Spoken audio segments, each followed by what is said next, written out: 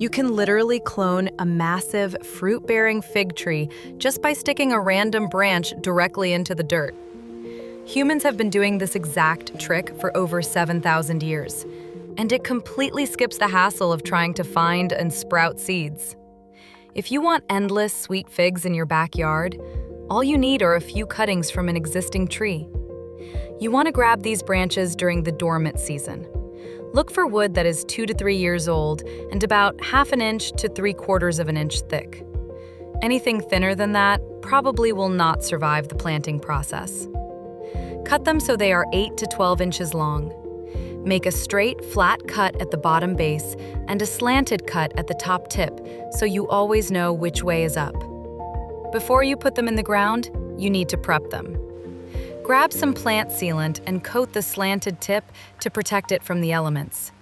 Then, dip that flat base into some rooting hormone. This is the secret sauce that tells the branch to push out roots instead of just dying off. Find a sunny spot in your yard with sandy clay loam soil.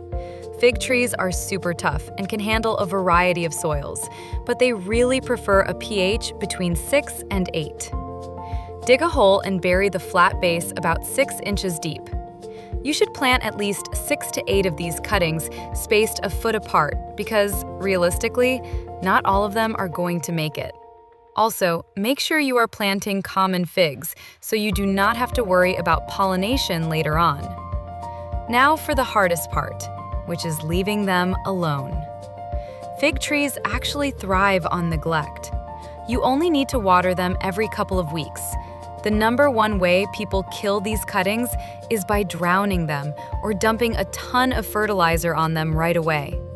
Just give them at least 8 hours of direct sunlight a day and let nature do its thing. If you want to give them a safe boost, a little Epsom salt can help prevent disease and improve their overall health without burning the roots.